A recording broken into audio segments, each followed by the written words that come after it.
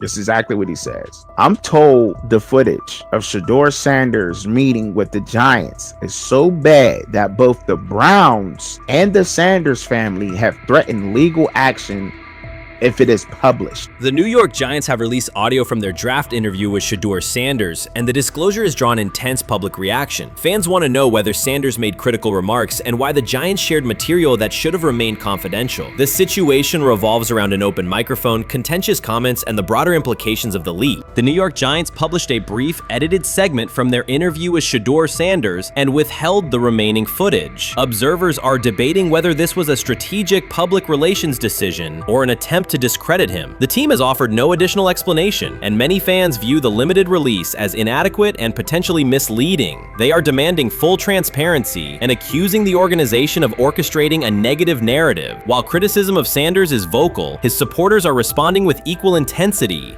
There was another team that he sat down with. What do you mean it didn't go well after that? So, he was pissed that they did that to him. They did that to him. He counter-confronted The them. same thing they do to every other quarterback prospect. They did that to him. They slide in a mistake to see if you catch it. Right. And so Because you're the quarterback. But he didn't take it as a correction. He took it as like he got it's pissed just off. yeah, and it's like so here's another one. So another one was, he throws a bad interception, and like it was a deep throw early in the game, and he comes back and they go in the meeting, they show the interception. The Giants have released only a brief excerpt of the interview and are refusing to share the rest. Their decision has drawn criticism across TikTok, X, and Facebook, where many see it as a poorly handled public relations move. Fans are calling for the full recording to be published so the situation can be judged in its entirety. The GM is on film that the son, they asked the son last draft, yo, who you think I should pick? His son like, yo, you need to get the Jaden Daniels, big. This is what his son, it's on tape. You should go Jaden Daniels. He laughing at his son. And all right, cool, get Jaden Daniels. I don't even know how that tape got out. I wouldn't have let the get out. Shedeur Sanders appears unfazed by the situation. Although the Giants suggested he was more hype than substance, their handling of the interview has instead elevated his visibility. Analysts across major sports outlets are now discussing him more than before, keeping his name prominent in the news cycle. New York Giants, where these tapes at? You hear me? Because if Shedeur Sanders was so unprofessional, y'all would have leaked the tapes for the whole world could see, right? Cause understand, it's a lot of he say, she say. But one thing I do know, as a young black man growing up in this world, being straightforward and not sugarcoat anything. The Giants' PR team appears to reject Sanders' family connection outright, a decision many view as unprofessional and lacking nuance. Internal discussions seem to have dismissed quarterbacks with prominent relatives as poor fits for the organization, revealing limited awareness of public perception. The response was swift. A single edited clip ignited widespread debate on social media, with fans asking why essential segments were held back and what the team might be hiding. Critics argue that if the full interview contains nothing damaging, the club should release it in its entirety. Online discussion intensified immediately and continues to gain momentum. What they do during the film and the combine and the meetings is teams will install mistakes intentionally planted in the install, and they want you to catch them. Shedeur didn't, and when a coach called him out, once again, it didn't sit well. It's like, bro, there's not many teams needing quarterbacks, especially since Pittsburgh appears to have a deal with Aaron Rodgers and Tennessee's getting Kale Moore. The Giants' decision to withhold the full interview has produced an unintended result. Instead of diminishing interest in Shedeur Sanders, it has intensified it.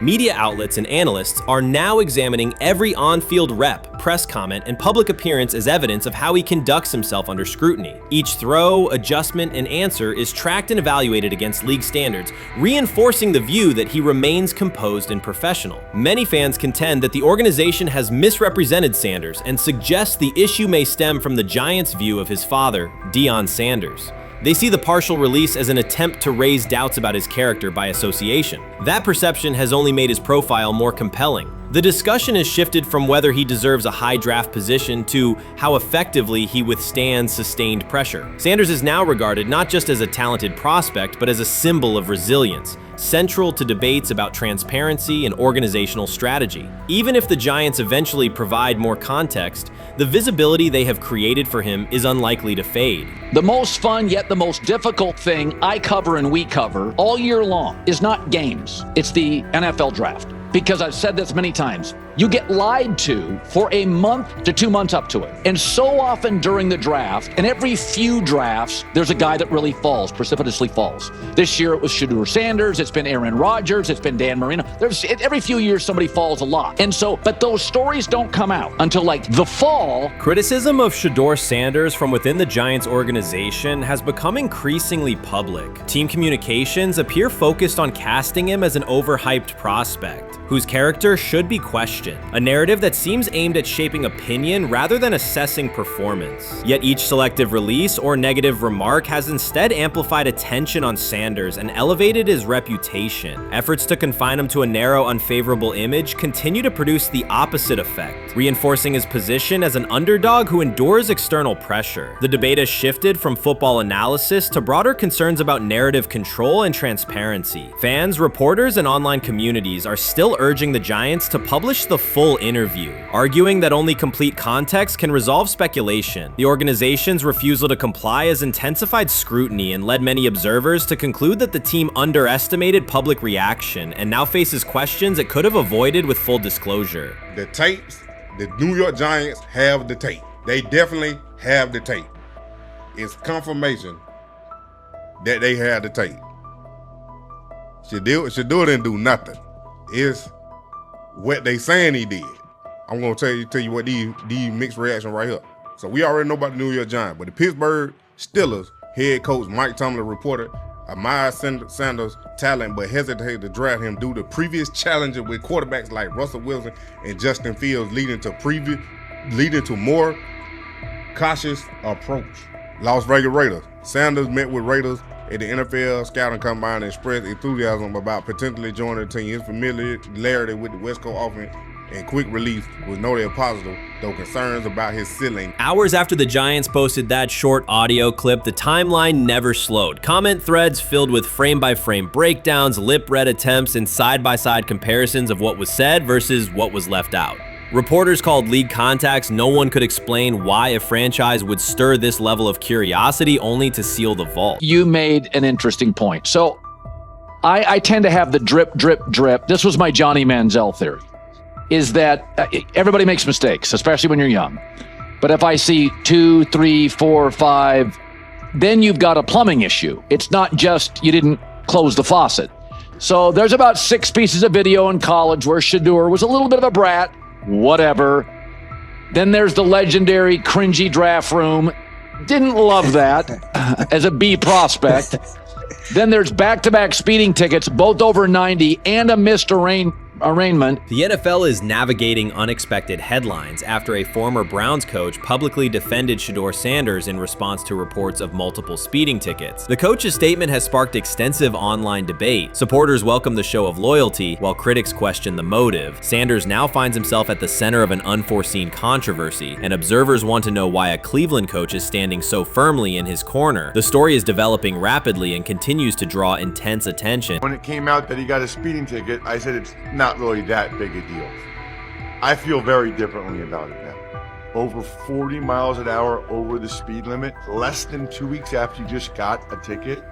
I don't know if that's entitlement or immaturity. There's got to be some teams that are feeling very good right now that they didn't draft him. Observers are focusing on Shedeur Sanders' recent speeding ticket, treating the violation as a measure of his character and sidelining his athletic, academic, and philanthropic accomplishments. The incident, driving 15 miles per hour over the limit in a borrowed Lamborghini, has drawn sharp criticism. In response, a former Cleveland Browns coach has taken the opportunity to comment, even though the franchise is widely viewed as unstable due to its frequent coaching changes and limited on-field success. By defending Sanders, he presents himself as an authority on discipline and leadership. The statement, coming from an organization seldom praised for stability, has nonetheless attracted considerable attention across the league.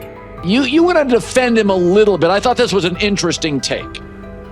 Yeah, I thought it was really interesting that you said you were out because of the speeding tickets. To me, that's such a minor thing. You were so high on him in terms of his completion percentage in OTAs, and I thought that was a little aggressive on your part. But with the speeding tickets, I got a speeding ticket the first night of the draft, my first year there. I thought maybe I'd get the benefit of the doubt, but they gave it to me anyways.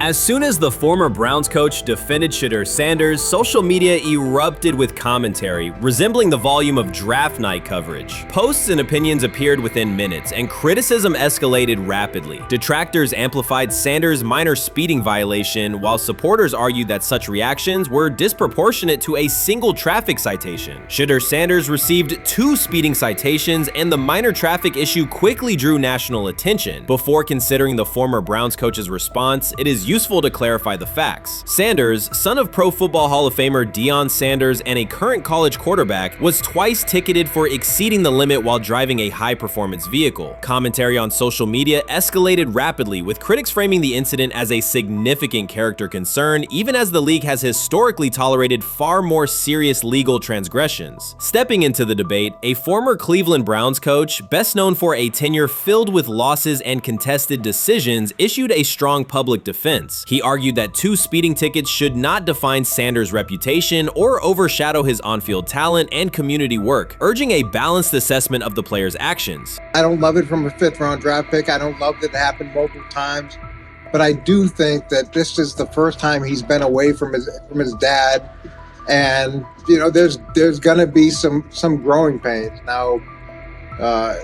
Would I sell my stock on it like you are? Not because of a couple speeding tickets, especially in light of the problems that Brown's quarterback room has had to deal with legally in the last few years. I mean, this is nothing. The debate quickly shifted from 2 speeding citations to broader claims about integrity, growth, and leadership. The former Browns coach framed the infractions as moments for personal development and urged observers to view them in context. Critics responded forcefully. Some called for disciplinary action, others questioned Deion Sanders' parenting, and a few sought to discredit the coach himself, despite his professional record already being widely analyzed across the league. The reaction underscores an apparent inconsistency in public standards. Fans often overlook on-field confrontations, heated sideline arguments, and other significant controversies, yet they treated Sanders' as routine traffic offenses, speeding without evidence of reckless endangerment, as indicators of serious character flaws. If such minor violations were adopted as the primary measure of morality in professional football, many players would face similar criticism.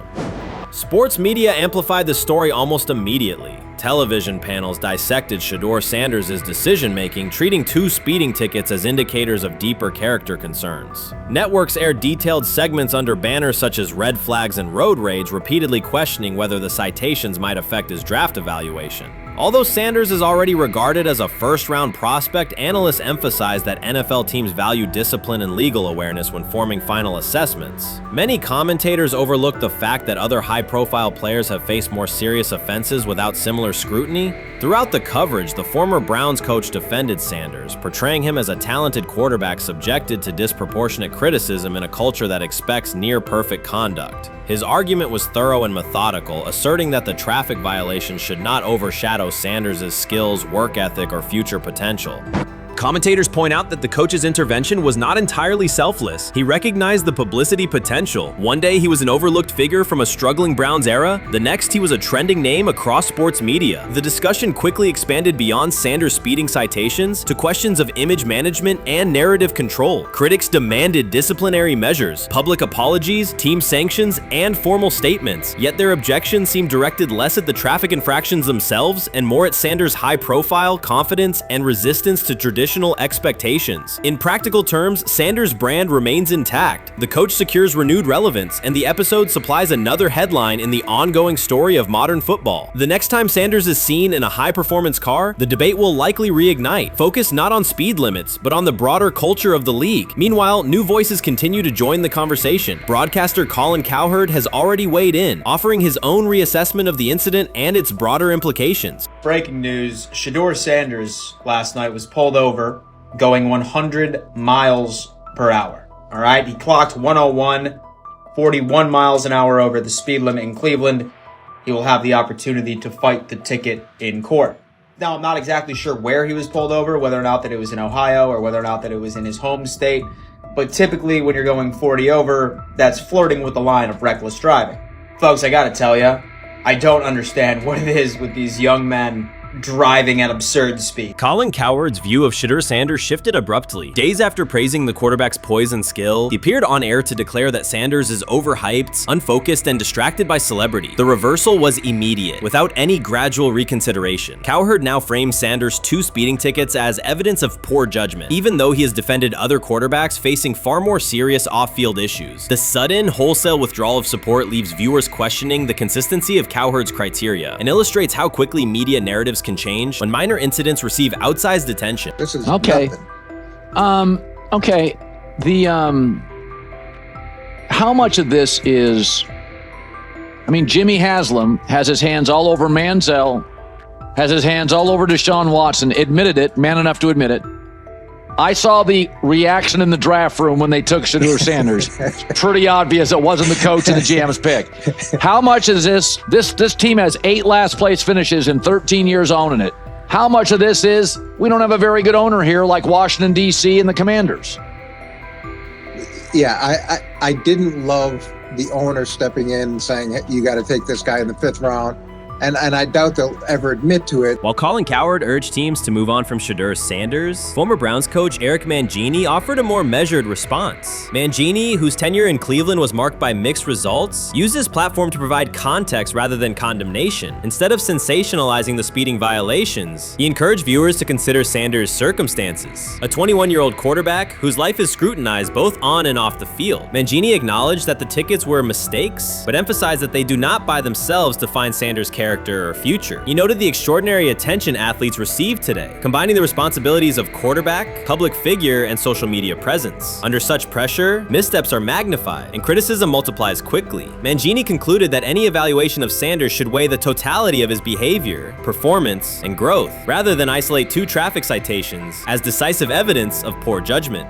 Shedeur is lighting it up in practice every day. You're not even a half bit curious to see what he could do with the ones. That makes no sense. And then on top of all of that, you got players going on podcasts and talking to people in the media saying this guy is really good. Like, this guy is legit. So even your peers respect you enough. How is it that the coaches can't see that? It always starts with the players, where the player's like, hey, you see that? You seen that pass he threw? The Cleveland Browns were taken by surprise when quarterback Shedeur Sanders stepped in for first-team snaps, asserting control of the drill and instantly highlighting deficiencies across the rest of the room. His confident command forced coaches to pause practice clips, reevaluate progressions, and consider immediate adjustments to the depth chart. Within minutes, discussions spread throughout the facility and online forums as fans weighed what Sanders' showing means for the current starters. The organization now faces an urgent, data-driven decision on whether Sanders should move up permanently. Shedeur Sanders arrived at Browns practice, took several first-team reps, and the entire quarterback group immediately felt the pressure. Coaches erased the whiteboard and reviewed their plans. Staff members exchanged concerned comments, and observers began asking whether Sanders was positioned to assume a larger role. Tony, every year we see at least 1 to 2 teams.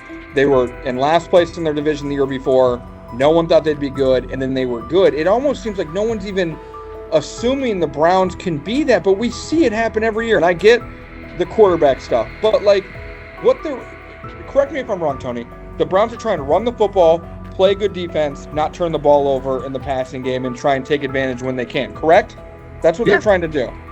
That was the 2020 offense. The Cleveland Browns are still searching for stability at quarterback. Deshaun Watson is yet to deliver consistent starter-level production that justifies his contract, and each game renews doubts about whether he can regain peak form. Behind him, rookie Dorian Thompson-Robinson shows promise but remains inexperienced and unpolished. Coaches are evaluating alternatives each week and may need to adjust the depth chart if progress stalls. The roster around them is built to contend now, so ongoing uncertainty under center is increasingly costly. As we talk about, we do believe in best player available. We do believe in positional value, and We didn't necessarily expect him to be available in the 5th round, and so we love adding competition to every position room, and adding him to compete with the guys that are already in there. We felt like that was the appropriate thing to do. The Browns quarterback group is unsettled. Deshaun Watson has yet to provide the reliable, high-level play his contract demands, while rookie Dorian Thompson-Robinson remains promising but unpolished. Depth behind them consists mostly of veterans whose experience lies more in holding clipboards than leading offenses. The coaching staff needs an immediate answer, not a 3-year development project. Shedeur Sanders enters as that potential solution. At Colorado, he passed for more than 3,200 yards despite working behind one of college football's poorest offensive lines, consistently demonstrating poise, quick processing, and accurate ball placement under heavy pressure. Film shows steady reads and disciplined footwork, traits that offset concerns that his profile is built on family name or media attention. Cleveland viewed the signing as a low-risk, high-reward move. Early in camp, Sanders received a handful of first-team snaps intended merely as an evaluation. Those plays quickly changed practice tempo. The ball came out on time, receivers hit their landmarks, and the defense struggled to adjust. Coaches immediately expanded the review, using phrases such as evaluate every option, an indication that the depth chart was no longer fixed. Watson sensed the scrutiny. Thompson-Robinson increased his urgency. Within minutes, competition in the quarterback room intensified. Sanders repeated that performance in subsequent sessions. His footwork remained clean, progression sharp, and throws firm and precise. Each strong rep forced staff to reassess the plan to keep him buried on the developmental track. The broader context magnifies the pressure. Cleveland's roster is built to contend now. Fans are weary of quarterback turnover, and the front office cannot afford another costly misstep under center. Around the league, rookie passers rarely wait multiple seasons anymore. Joe Burrow, Justin Herbert, CJ Stroud, and even late pick Brock Purdy established that precedent. If Watson opens the regular season and struggles, public calls for Sanders will grow, especially if the rookie flashes in preseason. Alternatively, another team could attempt to acquire him if Cleveland hesitates to elevate his role. Each scenario underscores the same reality. Sanders' emergence has turned a routine camp evaluation into a critical decision point for the franchise.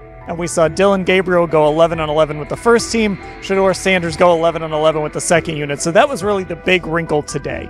Yes, and of course, it was the first time that we have seen Shedeur Sanders get any of those coveted 11-on-11 reps. Of course, again, it wasn't with the first team offense or against the first team defense, but it's progress. And that means that he's going in the right direction, that the arrow is pointing up. He's coming up the learning curve. So that's good for him. And I actually thought just overall, he had a better day than Dillon had today. He completed more passes. He was more on point. In fact, in that 11-on-11 period, he threw a near touchdown. Desperation can push franchises toward aggressive decisions, especially when their quarterback options appear unconvincing or outdated. One scenario now emerging is that Sanders earns enough confidence to take full preseason reps with the starters, forcing Cleveland to revisit a depth chart it believed was settled at the beginning of July. His practices demonstrate that the excitement around him is grounded in measurable performance. Accurate, high-velocity passes against first-team defenses, and confident command of the huddle. Each strong outing also heightens league-wide interest. Rival scouts adjust evaluations, and general managers revisit their notes, aware that a viable young quarterback may soon become available. Inside the facility, the personnel staff must balance short-term results with long-term roster planning, knowing that an early move could reshape salary cap allocations and locker room dynamics. The pressure on Watson and Thompson-Robinson escalates accordingly. Both must produce visible progress to maintain their current roles. Cleveland's recent history shows how quickly promising quarterback situations can devolve into controversy.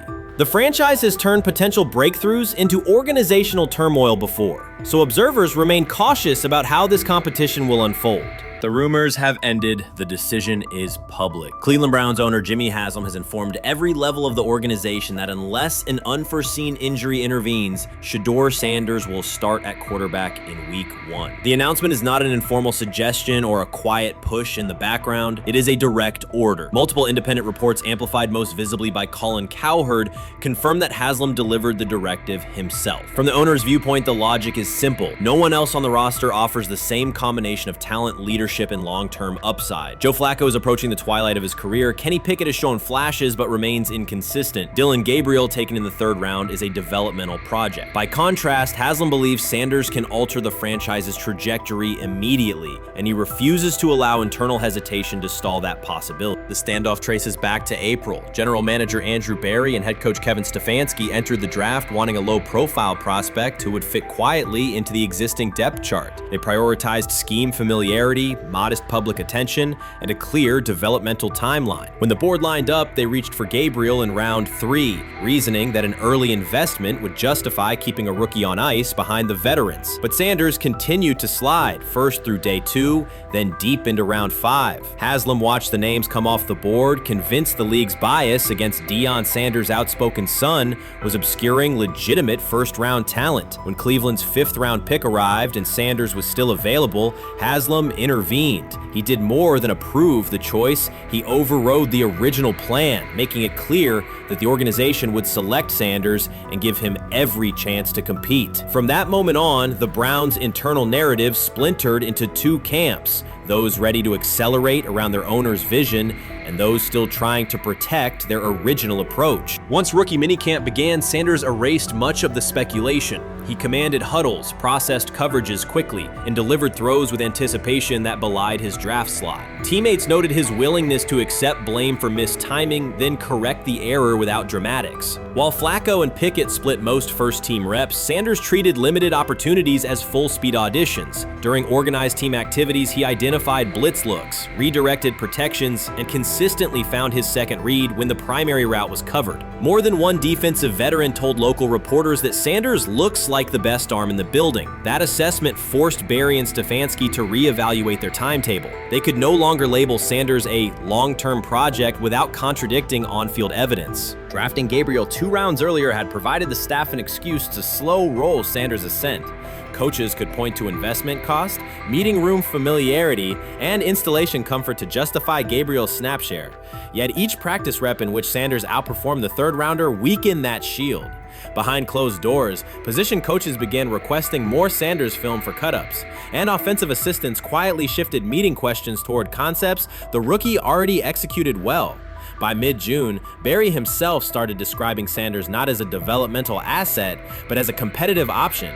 Those subtle linguistic changes signaled the front office's recognition that the narrative had moved beyond their control. Haslam's history with quarterbacks is well documented. His pushes for Johnny Manziel, Baker Mayfield, and Deshaun Watson were high-visibility swings, each driven in part by a desire to generate excitement as well as wins. Critics highlight those choices to question his evaluation track record, yet Haslam perceives Sanders differently. Where Manziel carried off-field concerns, Sanders brings a reputation for professionalism. Where Mayfield's leadership style divided veterans, Sanders' approach has united receivers and linemen. Where Watson's trade involved unprecedented controversy, Sanders arrived at minimal draft cost. Haslam sees a rare chance to capture star potential without mortgaging the future, and he is unwilling to cede that upside to cautious pacing. Cleveland's supporters, weary of revolving door quarterbacks, have rallied around Sanders with unexpected speed. Sales of customized Sanders number 2 jerseys surged within days of rookie minicamp. Training camp ticket requests spiked once local media circulated videos of Sanders making NFL-caliber anticipation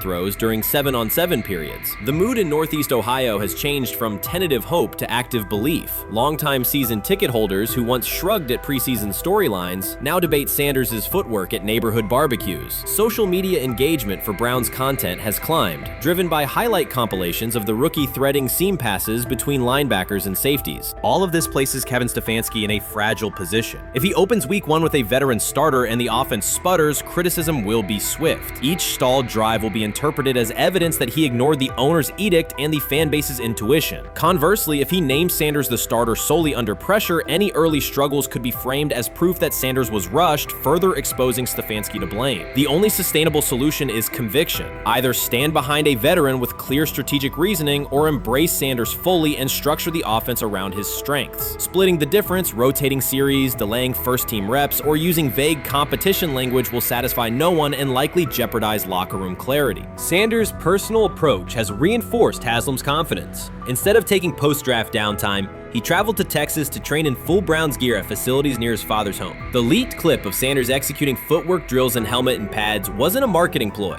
It was a glimpse into a quarterback visualizing Week 1 live. Team personnel who viewed the footage recognized purposeful rehearsal, cadence calls, pocket movement against simulated pressure, and follow-through adjustments based on imagined rush lanes. Observers asked why a rookie would conduct such intense solo sessions in May. The answer is straightforward. Sanders does not view himself as a developmental pick. He considers himself the starting quarterback of the Cleveland Browns and prepares accordingly. On pure ability, Sanders' arm strength ranks with the league average for starters. His accuracy to the intermediate middle, an area where the Browns' current scheme generates high leverage completions, has drawn consistent praise from receivers. The primary areas still under review are blitz recognition and live bullets and timing on deep outbreaking routes versus press coverage. Those developmental checkpoints are significant, yet daily practice reps show acceleration. In contrast, Flacco's mobility limits the boot action game that Stefanski installed to help Mayfield early in his tenure. Pickett can extend plays, but struggles to attack tight windows between linebackers and safeties, an essential requirement in Cleveland schematics. Gabriel remains an unknown at NFL speed. Thus, the competitive landscape favors Sanders sooner than the coaching staff originally planned. The franchise now stands at an inflection point. Haslam's mandate, the locker room's growing support, and the fan base's enthusiasm all tilt towards Sanders. The front office's earlier strategy, anchored in patience and quiet development, is increasingly untenable. Barry's shift in messaging indicates grudging alignment, but final authority over the depth chart rests with the coaching staff, unless ownership directly intervenes on game day decisions. A move rare but not unprecedented in the NFL. Should Stefanski align with the owner and name Sanders the starter before preseason concludes, he can claim proactive vision and tailor the offense through training camp. Should he resist and open with a veteran who falters, he risks rapid loss of credibility and possibly his position. Either path carries pressure, but only one aligns with the momentum sweeping through the building. For 2 decades, the Browns have cycled quarterbacks without securing a stable star. Each new hope, whether draft pick or trade acquisition, has collapsed under injuries, inconsistency, or organizational disarray. The possibility that Sanders could finally anchor the position is not merely a football storyline. It is a potential cultural reset for a fan base defined by resilience. Haslam's insistence reflects that awareness. Cleveland needs a leader who can win on Sundays and project confidence every other day of the week. Sanders has shown he can shoulder expectations without retreating from scrutiny. That trait, more than arm talent alone, is why the owner views him as indispensable. Voluntary workouts transition to mandatory minicamp next week. If Sanders receives a substantial share of first-team snaps, observers will interpret it as the staff's acknowledgement that the competition is tilting decisively. A public declaration may not follow immediately, but every rep allocation is a signal. If, however, the staff continues funneling most top unit snaps to Flacco or Pickett, tension will escalate. Local media will question the evaluation process. National analysts will debate the merits of letting a rookie learn through live action versus controlled practice. Inside the facility, players will recognize any disconnect between performance and opportunity, and unity could fray. The Browns have reached a decisive moment. Shedeur Sanders has demonstrated the skill, poise, and work ethic to justify starting in Week 1. Jimmy Haslam has publicly positioned him as the future, and by implication the present, of the franchise. Kevin Stefanski and Andrew Barry must either endorse that vision or brace for the consequences of delaying it. For Cleveland fans, the significance is clear. A legitimate chance to exit the cycle of quarterback uncertainty and rally behind a signal caller capable of commanding the field and galvanizing the city. Whether that opportunity is seized promptly or postponed will define the Browns' 2025 season and likely the tenure of the decision makers involved. You can't fire the owner because he can't fire himself.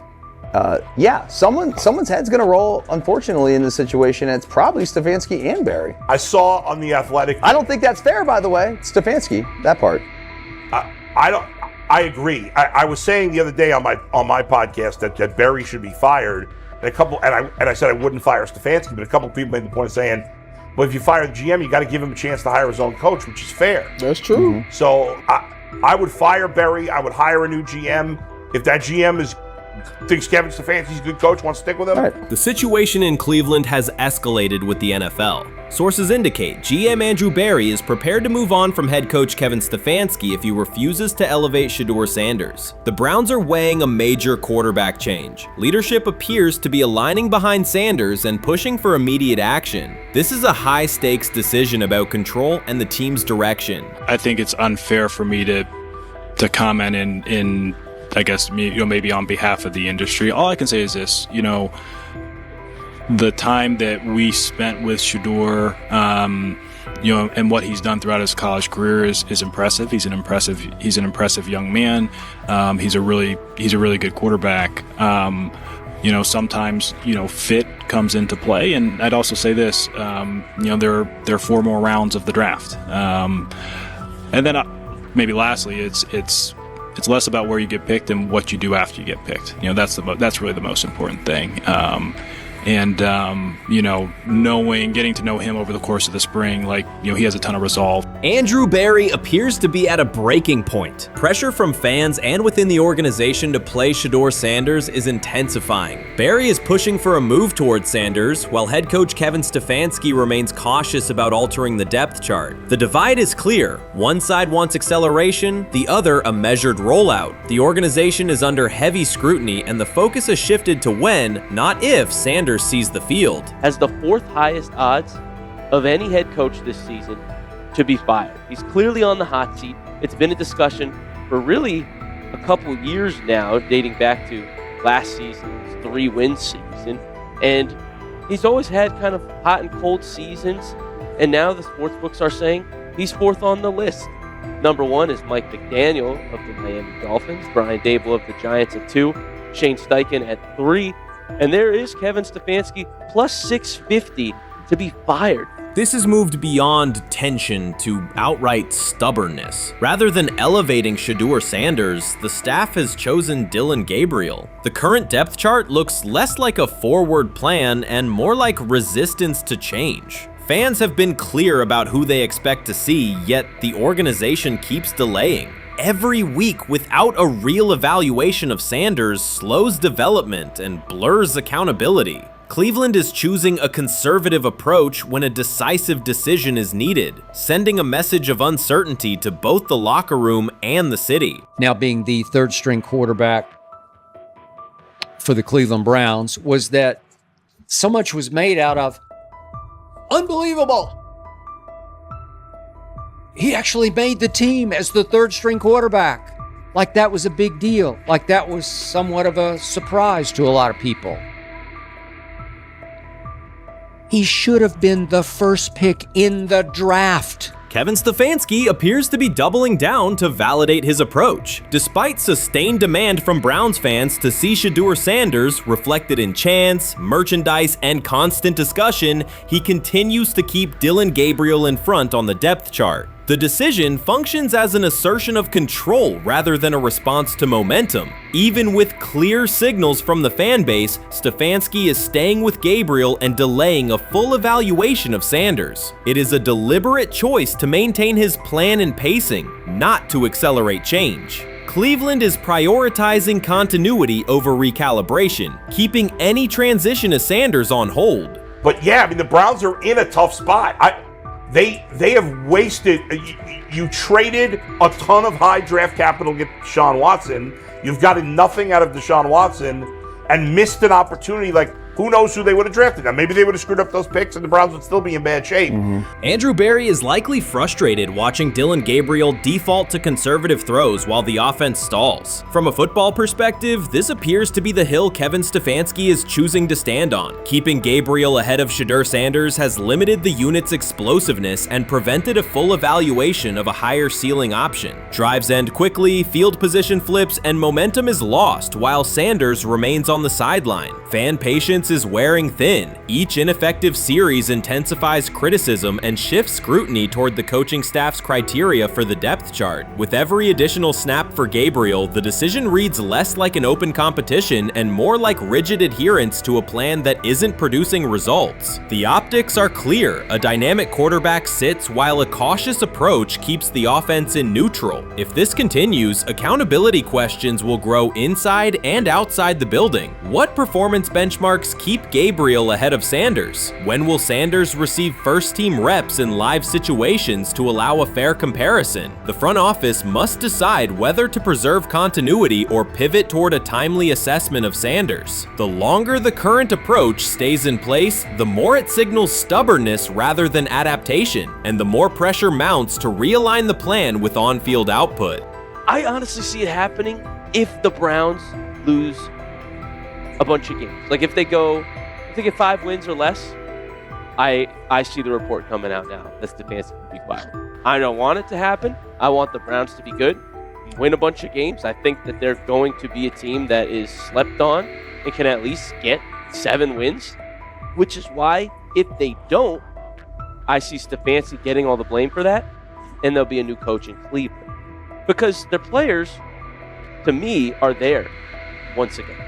We've talked about the incredible rookie class. The approach in Cleveland lacks consistency. One week, Andrew Berry signals he wants Shedeur Sanders on the field. The next, Dillon Gabriel gets the reps and the plan stays conservative. Through it all, Kevin Stefanski shows limited urgency despite pressure on his job security. Fans are asking for an offense that can push the ball, change field position, and produce points. Instead, the unit leans on short throws and cautious sequencing. Gabriel's play keeps the ceiling low and momentum static, while a full evaluation of Sanders is postponed. The result is growing frustration and a clear disconnect between the front office, coaching staff, and expectations in the stadium. The NFL tried to teach him and his father a lesson. You don't act like that. You don't talk like that before a draft. We'll show you how our game is played.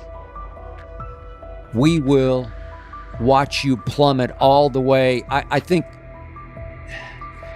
he would have gone undrafted except for that owner in Cleveland. And he is the key to everything because he is something of an against the grain maverick owner. He's kind of a wannabe Jerry.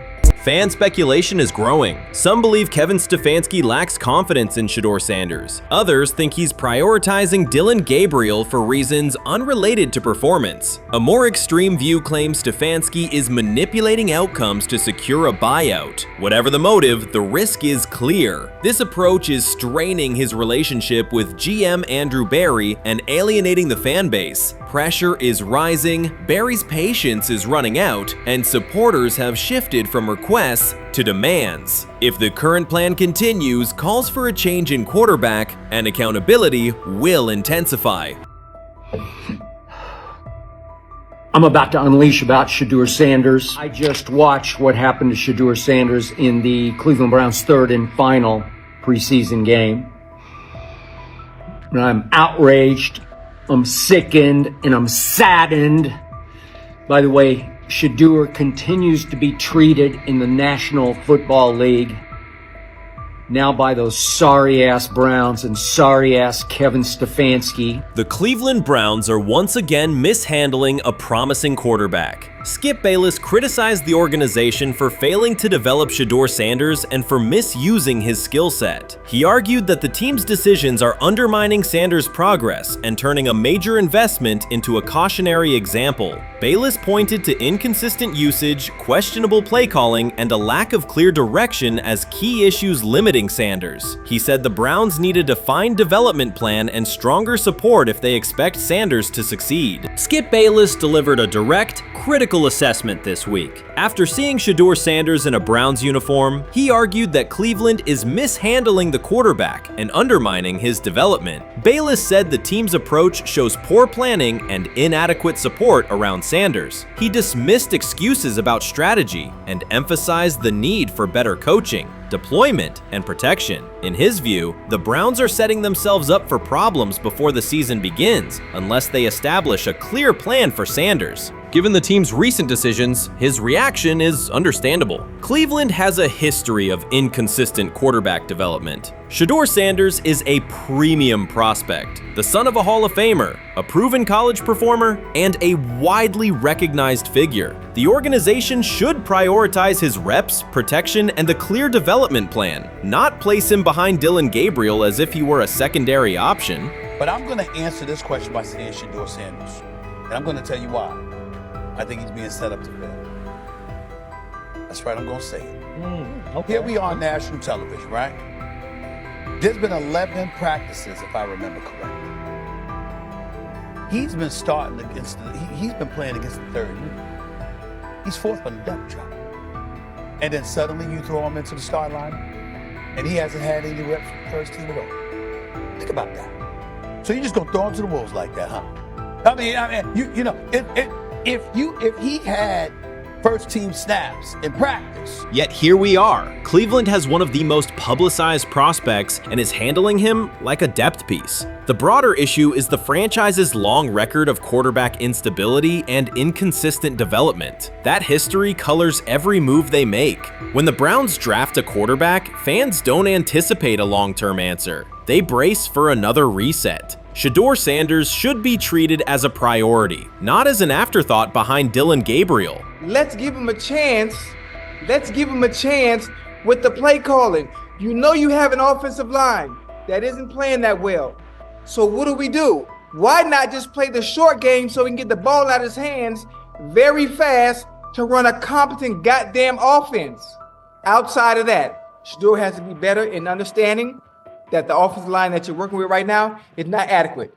Why not allow the players that are competing for a job, in this instance, Shedeur Sanders, to finish off the 2-minute drill? When Browns fans see another quarterback selected, they brace for another setback. The franchise's recent history, from Johnny Manziel's failed stint to the rocky handling of Baker Mayfield, reflects inconsistent development and short-term decision-making. Against that backdrop, Skip Bayless's reaction to Shedeur Sanders on Cleveland's roster was blunt. He argued the team is already mishandling a premium prospect by treating him as a secondary option instead of a centerpiece for the future. Bayless's position is straightforward. Sanders is not just a name, he brings proven college production, leadership traits, and significant visibility that can strengthen both the offense and the organization's broader profile. Burying him on the depth chart behind Dillon Gabriel signals a lack of a clear development plan and wastes early momentum. Instead, Bayless contends, Cleveland should establish a defined pathway. First-team practice reps, protection and personnel tailored to his strengths, deliberate play calling that accelerates processing, and measured in-game opportunities that build confidence and execution. In his view, the Browns need alignment from the front office to the coaching staff to prioritize Sanders' growth. Continuing to treat him like a depth piece risks repeating the same cycle that has undermined previous quarterbacks. Committing to a coherent plan gives Sanders and the franchise a realistic chance to convert potential into sustained performance. Shedeur Sanders doesn't ask for excuses. He hasn't blamed limited reps, patched together receiver groups, or fourth-string offensive linemen struggling against Cleveland's second-team defense. He shows up, works, and demonstrates why he belongs. On day 3 of Browns training camp, for the first time since OTAs, he finally received something close to a fair opportunity. He lined up with the second unit during an 11-on-11 period and made the most of it. In 8 plays, he did what he typically does when given a chance. He executed. He went 2 for 2 on a quick series, finishing with a decisive throw to tight end Blake Whiteheart that immediately caught the sideline's attention. There was no hesitation in his drop, no unsettled feet, and no panic. Just firm, accurate timing and clean operation. It raised an obvious question. What has taken so long for the Browns to evaluate him with a functional group? The story isn't only about one throw, it's about the delay before it. Sanders has been the guy for most of his football life, commanding high school programs, starring in the Southwestern Athletic Conference at Jackson State, then operating under national attention at Colorado. For the first time, he's been told to wait. He has treated that reality as part of the job rather than a setback. He has prepared like a professional since the moment he arrived, and on the 3rd day of camp in heavy heat, he let the football represent his case. While coverage focused on the veteran presence of Kenny Pickett and Joe Flacco, Sanders made an impression with minimal volume. The difference with the second team was immediate. Protection held up, routes were on schedule, and progressions unfolded as designed. Within that structure, he looked like the quarterback who led efficient offenses at Jackson State and Colorado. Calm in the pocket, decisive in his reads, and accurate to tight windows. This was not simply a good practice period, it was a clear statement. He was not just operating the script, he was directing it. The timing was sharp, the reads were clean, and the seam throw to Whiteheart was a high-level anticipation throw, professional in placement and pace. The narrative around Sanders should reflect that when he is placed in a workable situation, his strengths are visible. Early work with 4th unit personnel included protection issues and unreliable spacing. With the 2nd unit, those variables stabilized and his work looked consistent with his resume. The performance supported a straightforward conclusion. The evaluation should move forward with higher quality reps. Sanders has been explicit about his approach. He does not request special treatment. He intends to be prepared so that when an opportunity appears, he can step in without a drop-off. He has said he wants to be ready for anything and not offer explanations after the fact. That mindset fits what teammates and coaches have observed. A quarterback focused on the assignment, not the conversation around it.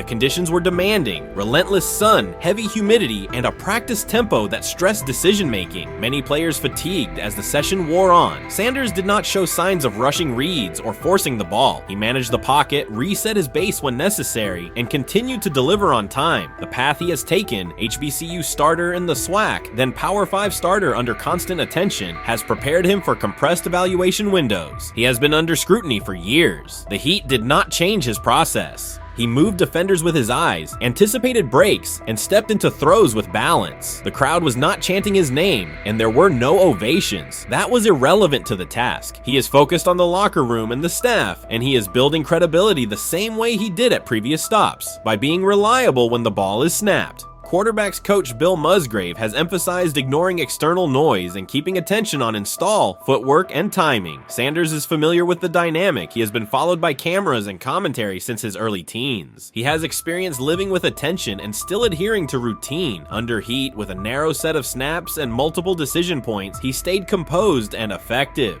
2 speeding citations, 91 miles per hour in Brunswick and 101 miles per hour in Strongsville, became national items. General Manager Andrew Barry characterized the decisions as not smart and stressed that it's not only about driving fast, but about the safety of others. Sanders accepted responsibility, stated that he learned from the incidents, and said he would follow the rules. The attention to those citations did not alter his daily schedule or his practice preparation. He arrived early, stayed engaged, and kept the discussion centered on work. Away from the field, he spent time at Rainbow Terrace in Cleveland after a significant apartment fire, distributing supplies and checking on families affected by the incident. There was no formal media rollout around the visit. It was an instance of direct engagement with the community without publicity attached to it. That reflects the same approach he shows inside the building. Do the work first. Sanders treats each rep as if it might be his last for the day and his only chance to show a specific element on tape. He prepares for protections, cadence variations, route adjustments, and timing with a level of detail that compresses the learning curve. When he is not under center, he studies coverages from the sideline, charts plays, and reviews video before and after practice. He writes down the next day's calls so he can anticipate checks. He has referenced using virtual simulation tools to replicate snaps he does not receive physically. That is not a passive stance. It is an active attempt to reduce the distance between classroom and field. He is building relationships across the roster, not just with projected starters. He communicates with defensive backs to understand what they see and how they react to certain stems. He spends time with offensive linemen to align on cadence and protection calls. He connects with newer players away from the facility so that communication improves in practice. That is practical leadership, consistent, low visibility work that becomes obvious when the ball is snapped and the operation is smooth.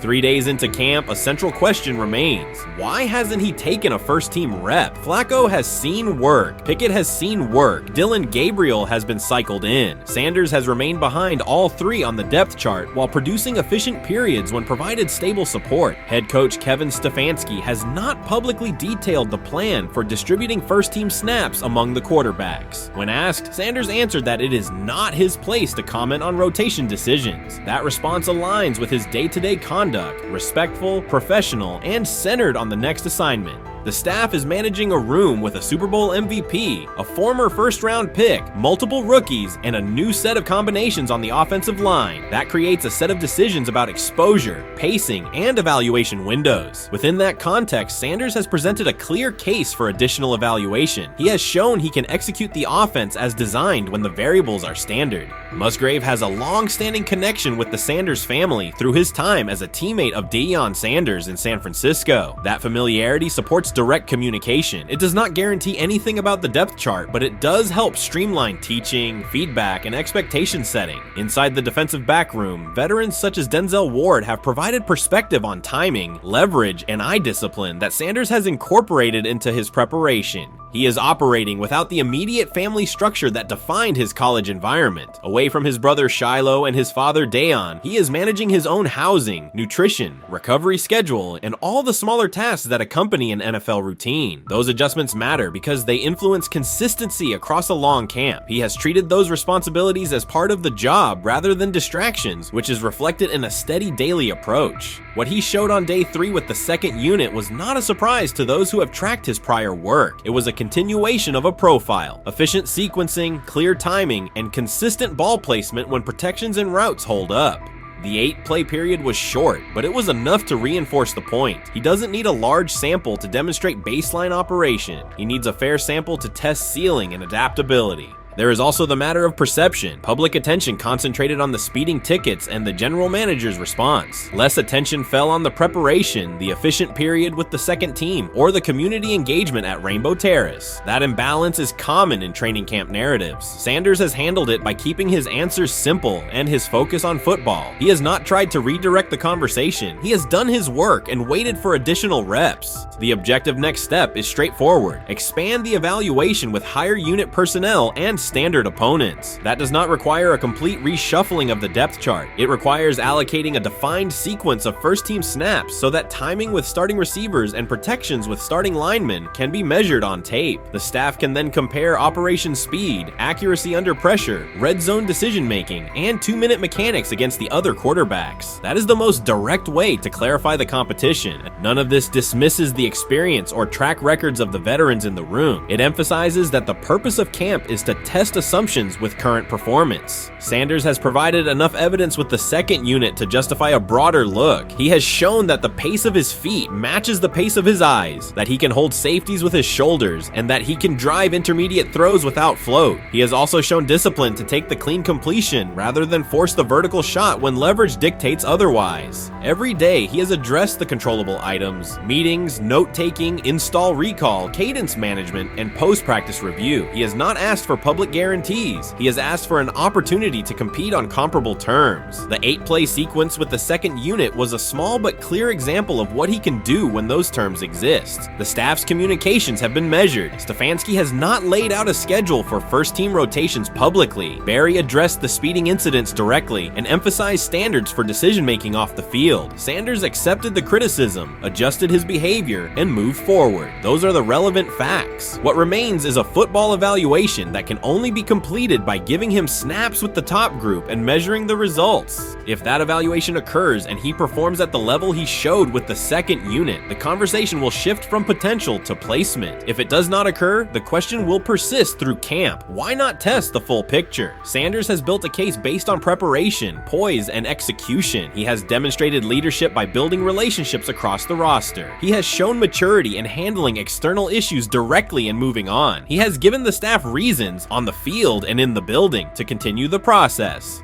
3 days into camp, he has answered everything within his control. He has shown growth, discipline, and consistent operation. He turned early fourth-team disarray into learning, then executed cleanly when moved to the second unit. He kept the discussion on football when outside topics threatened to dominate. He has not tried to win a press conference. He has tried to win every rep. If he continues to stack days like this, the next step is logical. Evaluate him with the starters, document the results, and let the tape determine the depth chart. Until then, he will continue to prepare, continue to compete, and continue to present the same message through his play. The 2025 NFL Draft was expected to be Shedeur Sanders' moment. Many projected him as a top 10 talent and a headline quarterback in one of the most discussed college football storylines in years. Instead of walking across the stage on the first night, he waited through 3 days without a call. There was no celebration, only silence. When the phone finally rang at pick no. 144 in the 5th round, it was the Cleveland Browns. With that selection, the financial outlook changed dramatically. The Sanders family believes this was not a typical draft slide, but the result of coordinated action. They are pursuing a $100 million lawsuit alleging collusion across parts of the league.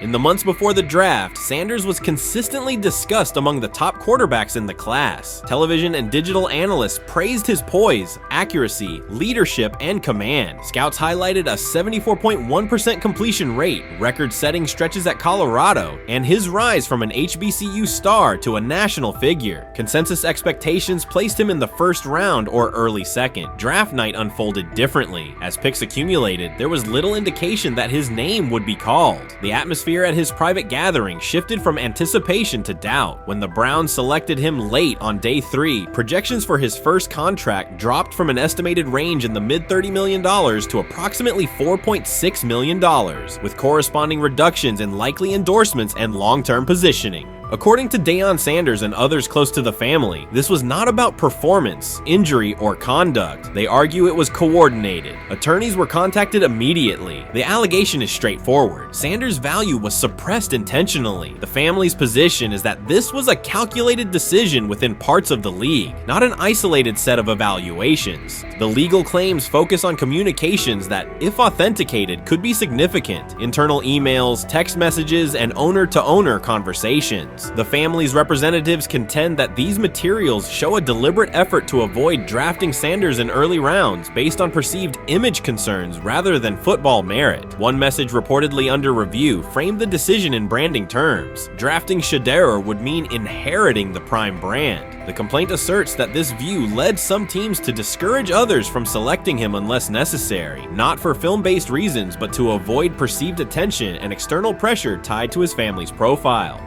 A related thread involves speculation about team fit and willingness to play for certain franchises. Past public comments by Deion Sanders were interpreted by some as signals of an Eli Manning scenario. The family's view is that these were strategic statements, not ultimatums. They argue that rather than engage in discussion, teams chose a passive approach: no direct rebuttal, reduced contact, and a collective reluctance to invest a premium pick. If phone records and written communications corroborate coordination, these items could become central exhibits. Media tone shifted as the draft neared. Coverage that had emphasized production and leadership began highlighting intangibles, interviews, and perceived coachability. Anonymous sourcing appeared in multiple outlets, with claims that Sanders skipped combine drills out of arrogance, bristled at film critique, or told one club, "Maybe I'm not the guy for you," after a tense session. A widely cited line, "Nobody wants a celebrity backup quarterback," was voiced by Colin Cowherd and circulated as shorthand for risk.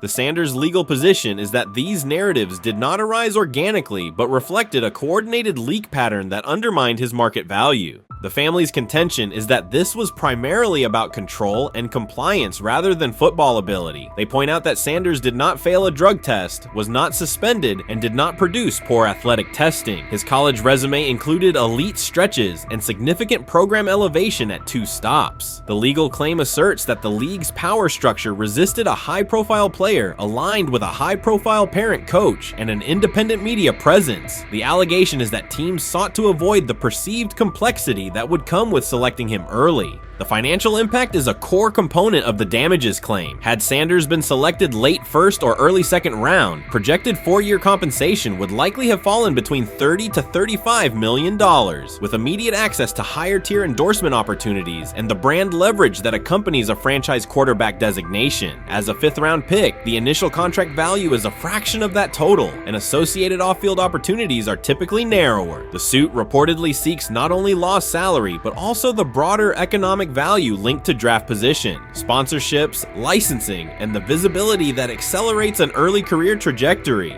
The filing's scope, as described by sources close to the family, extends beyond the league office. It may involve media outlets, scouting firms, and specific executives if discovery shows coordination or materially false statements that affected value. The argument is that the draft slide harmed not only Shedeur, but also the broader Sanders brand, affecting perceptions of Deion Sanders as a recruiter, coach, and public figure. The family's view is that narrative construction around brand risk and celebrity backup produced a measurable economic and reputational loss. If a court authorizes discovery, the process would likely compel emails, internal draft notes, and message archives from teams and third-party intermediaries. Subpoenas could be served on media organizations for sourcing records related to anonymous quotes. That level of transparency would be unusual and could reveal how information flows during pre-draft periods. The legal theory moves beyond a single player's evaluation to the draft's integrity, whether owners or executives acted in concert to reduce a prospect's value for reasons unrelated to football performance. The league has not publicly addressed these specific allegations. Background comments from executives characterize the claims as overreach. The family's camp maintains they have documentation sufficient to proceed. The comparison points referenced by observers include Deflategate, Spygate, and the Colin Kaepernick grievance, not because the facts are the same, but because of the potential scope, policies, practices, and the balance of power between the league and individuals challenging its processes. Another dimension of the dispute involves how the NFL perceives Deion Sanders, Coach Prime, and the autonomy he promotes. He built a large media footprint around his programs at Jackson State and Colorado, elevated his players' profiles, and spoke openly about fit and leverage. The family contends that this visibility, combined with statements about preferred destinations, triggered resistance. The complaint frames the response as a preference for compliance and predictability over independent branding and public negotiation. The suit also addresses the pre-draft decisions that critics point to, skipping the Senior Bowl, declining full workouts at the NFL Scouting Combine, and candid interviews about team fits. The family characterizes these as strategic choices commonly made by top prospects, not evidence of entitlement. Their view is that similar decisions by other players did not produce the same narrative because those players fit more comfortably within league expectations. The risk calculus is clear. Bringing a suit of this magnitude invites professional consequences. The family acknowledges that some within the league may react negatively. Their position is that the principle at stake, transparent and fair valuation, warrants the risk. The message they intend to send is that manufactured narratives and coordinated devaluation should face scrutiny, particularly when they affect earnings, opportunity, and reputation. If the case advances, several outcomes are possible. The court could find insufficient evidence of coordination, limiting the scope to individual judgments protected as opinion. It could also find enough to proceed to broader discovery, which would have implications beyond one player, including potential changes to how teams document evaluations and how media handle anonymous sourcing close to the draft. Agents might push for reforms, including clearer guardrails around leaks and standardized prospect communication records. For now, Sanders is working within the Browns structure. He has avoided public escalation beyond confirming focus on preparation and development. The lawsuit is a separate track managed by counsel. This dual approach, professional routine on the field and legal action off it, reflects the family's strategy. They intend to contest the process they believe harmed him while meeting club expectations day to day. The core allegations remain consistent across their statements. A talented quarterback saw his draft value suppressed by coordinated behavior tied to branding concerns and public positioning rather than football merit. Media narratives amplified that shift, and the result was a substantial, quantifiable loss. The remedy sought includes compensation and a measure of accountability that could deter similar conduct. Whether the claims are ultimately proven will depend on documentation and testimony. If emails, texts, and call logs substantiate coordination, the impact could be significant, prompting policy review around pre-draft communications and media engagement. If not, the case may narrow to disputes over opinion, perception, and the gray areas of scouting. Either way, the filing signals a willingness to confront entrenched practices and to test in court how far the process extends beyond film and interviews. This situation has moved from speculation to litigation. It addresses control, image, and power in a system that influences careers and compensation. It also underscores how public narratives can shape market outcomes. Sanders' path now has two tracks: earning opportunities on the field in Cleveland and seeking redress off the field for what the family views as an avoidable and orchestrated loss. The questions at stake are larger than one draft slot. They touch on how the league values independence, how information is weaponized, and what recourse exists when a player believes the evaluation moved from football to optics. The answers will emerge through practice reps and, potentially, through discovery and a courtroom record. Rich Eisen addressed the armchair analysts and online critics head-on. Shedeur Sanders just received his opportunity, and the backlash arrived immediately. Eisen responded with a clear, point-by-point case explaining why the criticism misses the mark. If you thought Shedeur's rise was rapid, Eisen's analysis puts it in proper context. Here's what he laid out on air. Already speaking in Cleveland high schools. Weekend after, flying out immediately to get to work. But his character's terrible, right? You know, and listen, oh, he interviewed bad, you know. According to who? The New York Giants? No offense, Bert. The same New York Giants that gave Daniel Jones a huge contract and let Saquon Barkley out the door, that's the intel we're trusting here? That was for him to celebrate. He just made, I mean, look, he put in work in college. He had the privilege of being coached by his father, which we all would love and choose. Turned around not one but two programs in college football, and then literally for any athlete, being drafted at the highest level is a success story in itself. Rich Eisen delivered a direct response to the critics. He addressed the online claims reducing Shedeur Sanders to Deion Sanders' son instead of evaluating him as a quarterback on merit. Eisen challenged those assumptions and refocused the discussion on performance, preparation, and opportunity. Say Kenny Pickett had strained his hamstring Shedeur, they say his first day in pass, 9 for 9, 2 touchdowns, no interceptions. They were just hating on this young guy. Within minutes, Rich Eisen delivered a structured breakdown, addressing each claim with evidence and dismantling weak narratives through clear analysis. He replaced speculation with data and kept the focus on what matters: decision-making, accuracy, leadership, preparation, and game management. The reality is simple. Shedeur Sanders was not given this opportunity. He earned it through performance and consistency against real competition. He accepted the role, met the standard, and handled the moment with professionalism and urgency. No shortcuts, no favors, just results and readiness. Eisen's point was direct: evaluate Shedeur on his work, not assumptions, and acknowledge that he has justified the opportunity on the field. I've done it at 2 locations already, so it's simple. So that's why when people say I'm not, one of the top quarterbacks or the top quarterback, because what are y'all going based off of? Because I did it year after year after year, and you see the progression. So it's like, obviously it got to be some type of external hate that you have for the family, for the last name, for anything, because I know I proved myself. While many were still debating whether he was NFL ready, Shedeur Sanders stepped onto the practice field and operated like a clear QB1, setting protections, controlling tempo, and executing the plan. The narrative that he is just flash, media attention, or his father's influence does not hold up against his work in installs, progressions, and situational drills. What he showed was composure, efficiency, and command of the offense. He processed quickly, protected the football, and delivered on-time throws, demonstrating preparation and control. I'm a firm believer.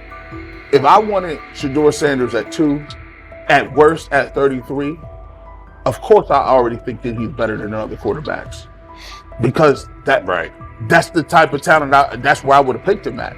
And if he was at 2 or 33, and he still had this same exact skill set, we would be talking about him starting and playing. Right. Well, there'd only be 3 quarterbacks. It'd be 3 quarterbacks, not 4. 4, yeah. But since he moved to the 5th round, that's cool. They might have to go along with it. But to me, I think if you ask who got the best tools, I'm going with Shedeur Sanders. From the first day of camp, he was not there to get by. He arrived to lead. There was no hesitation in installs, no lapses in fundamentals, just precise timing, clean footwork, and consistent velocity to every level of the field. He managed protections, controlled cadence, and delivered in situational work, showing command rather than learning on the fly. The approach was efficient and disciplined, with attention to detail and progressions and ball placement that reflected preparation, not improvisation. At the same time, Rich Eisen addressed the narrative directly and backed it with evidence.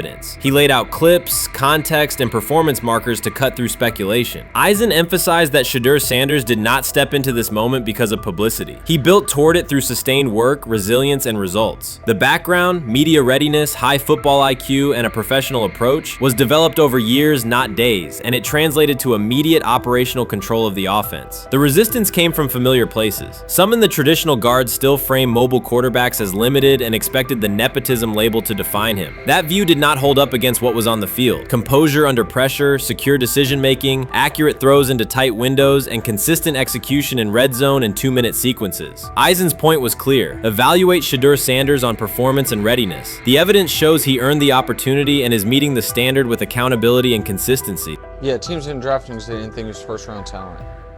And the quote we played and that's on the screen, I think is flatly wrong. We all know this shouldn't have happened. Yes, it should have. It should have happened because this wasn't. Now, again, teams can be wrong. The league as a whole can be wrong.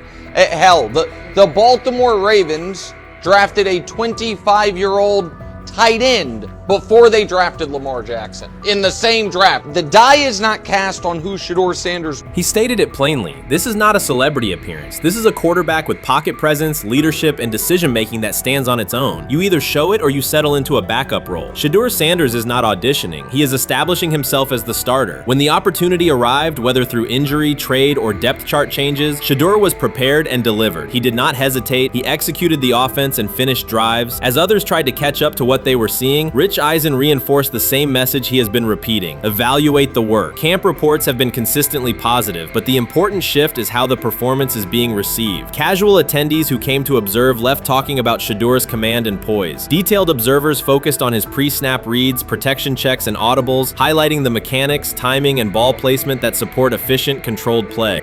Honestly, guys notice it more when you're out winning games, right? If Cleveland starts off in a bad start, they're not doing well, and all of a sudden Shedeur or Dillon Gabriel are doing well in 7-on-7. They're throwing dimes.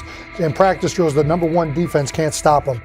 people take notice of that. And the more that the players see it, they're going to, then the comments start happening over the lunch table. They start happening throughout the building, and that's when the pressure really will get severe. The Cleveland Browns were focused on resolving their quarterback situation until Jason Kelce made pointed comments that triggered a strong reaction from ownership. The response inside the organization was immediate and intense. What exactly did Kelce say that has the dog pound on edge and the front office under pressure? We seen that miserable game by the Cleveland Browns. So they throw Joe Flacco in there, and I like Joe Flacco. He did good, but they gave him the resource of all the first team guys. Then they throw Dylan Gabriel in there with first teams and second teams. So Dylan always is getting protected. The same thing again, they gave this scrub max protection on every play.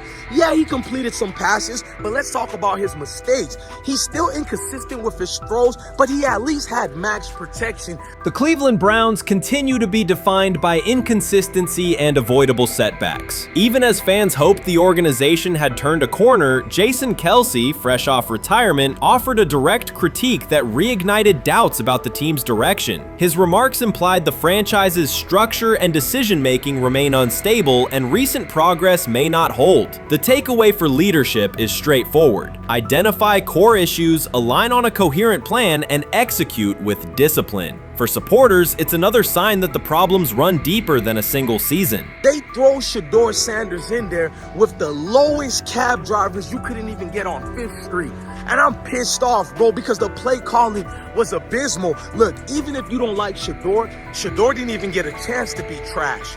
Even if you think Shedeur is garbage, he didn't even get a chance to be garbage. That's how awful the offensive line was. Kevin Stefanski still doesn't want to give Shedeur second strings and first strings reps. Why is that? Browns ownership's response shifted from measured to urgent. The pattern is familiar in Cleveland. The team once treated Johnny Manziel as a franchise solution, retained Hugh Jackson for a second year despite results, and invested heavily in Deshaun Watson through a costly trade and contract. These decisions reflect aggressive but poorly aligned planning. The outcome has been continued instability instead of sustained progress.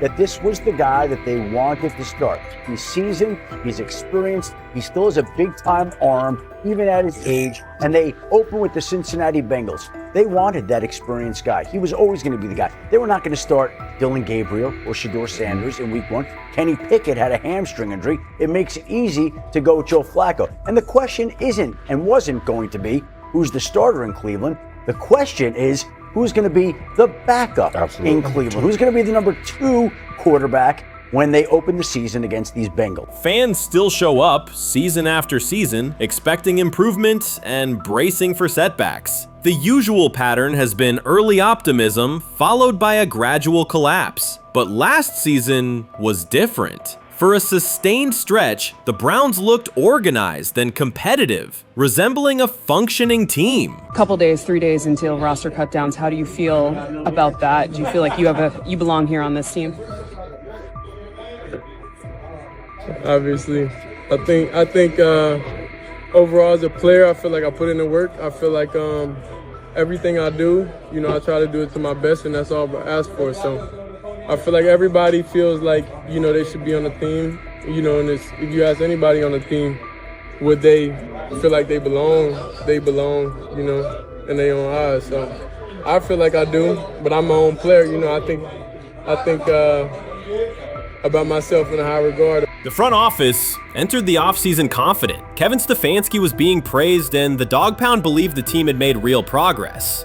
Then Jason Kelce delivered a pointed assessment that cut through the optimism. Fresh into retirement, the former Eagles All-Pro and Super Bowl champion said Cleveland still looks like a team patching over issues rather than building a durable contender. Kelce's view was direct. The Browns' structure is fragile, and the roster is too dependent on perfect health at quarterback. He argued the team is one injury away from losing continuity and sliding backward. Because Kelce has operated inside a stable, championship-level organization, his comments carried weight with players, media, and fans. The reaction was immediate. People took his critique seriously, not as outside noise, but as an informed evaluation of how a successful team should be built. Ownership also felt the impact. Jimmy Haslam's response shifted to urgency, a sign that leadership recognizes the stakes. The criticism arrives in the context of prior high-risk decisions, especially the fully guaranteed $230 million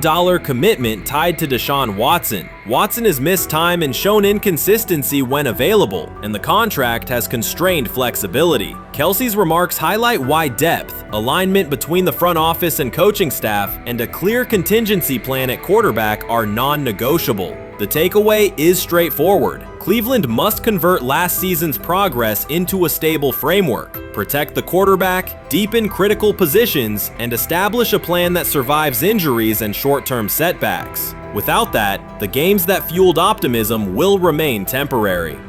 If you're a betting man, who do you think starts for the Browns at quarterback? Okay, this is the situation. Kenny Pickett, they actually traded for him. Joe Flacco, no one's bringing Joe Flacco in the building thinking Joe Flacco's going to be the starter. If Joe Flacco is your starter, you got a problem. You have a huge problem. And if they were saying Shedeur was the starter as the 5th rounder, you got a real problem too, because he passed over all these guys in these reps in the offseason in shorts, in bikini shorts, Speedos and stuff. Like, no. That kind of stuff. So I'm not that surprised when you put down a 3rd round pick on a quarterback. You do believe he has a certain skill set. Jason Kelce stated the obvious. Cleveland committed to a quarterback who hasn't played at an elite level in years, and Joe Flacco's playoff run didn't change the long-term outlook. Ownership appeared more upset that the criticism was public than by the substance of the critique. Many fans agreed. They've seen this pattern before. Rosters age, injuries are inevitable, and when a single contract dominates the cap, one setback at quarterback can undermine the entire season. Kelce's broader point was about structure. The Browns prioritized the high-cost, uncertain starter over depth and contingency. The late-season surge masked issues that remain: limited cap flexibility, thin depth at key positions, and an offense that lacks a credible Plan B. Fans recognize how quickly a strong defense can decline with injuries, and how an offense without redundancy stalls. The AFC North raises the stakes. Baltimore with Lamar Jackson sustains a top standard. Cincinnati with Joe Burrow returns to contention when healthy. Pittsburgh rarely slips below .500 under Mike Tomlin and wins with defense and consistency. In that environment, Cleveland can't rely on perfect health or peak form from one player. The path forward is clear. Diversify cap allocation, reinforce the offensive line and receiver depth, carry a legitimate backup plan at quarterback, and install a scheme that functions regardless of who is under center. Given what we saw yesterday with Shedeur Sanders, somebody on the Cleveland Browns is 100% getting fired, probably by the end of this year. The person who's probably going to end up getting fired is Kevin Stefanski, because I know that he didn't want Shedeur Sanders on the team. It was Andrew Berry who made that pick. You can't really go against your GM. Bad things happen in this situation. But Shedeur Sanders is not without fault for what we saw yesterday. This is the play that we saw yesterday that has the internet just exploding, where Shedeur Sanders took like a 24-yard sack. Half of the internet is saying that this is all Kevin Stefanski's fault. Cleveland showed progress last season, but the underlying concerns remain. Jason Kelce highlighted them directly. The Browns' long-term plan is fragile, cap-constrained, and overly dependent on perfect health at quarterback. His comments focused attention on structural issues, roster depth, continuity in coaching, and a sustainable offensive approach, rather than a single hot streak. That criticism resonated because it reflected what many around the league already see. Ownership's reaction underscored the sensitivity. Jimmy Haslam has presided over frequent coaching and quarterback changes, and external scrutiny carries weight when it comes from a respected veteran with championship experience. Kelce's remarks reinforce that last year's Joe Flacco stretch was a short-term solution, not a foundation. The team still needs a durable plan that can withstand injuries and inconsistency. The practical takeaway is clear: stabilize the system, diversify cap usage, and build depth at key positions so the offense functions regardless of who is under center. That includes a coherent development pathway for younger talent such as Shedeur Sanders, with defined practice reps, protection, and scheme alignment. Kelce didn't say anything outrageous. He articulated the gap between a brief surge and a credible long-term contender. Have the faith of a mustard seed.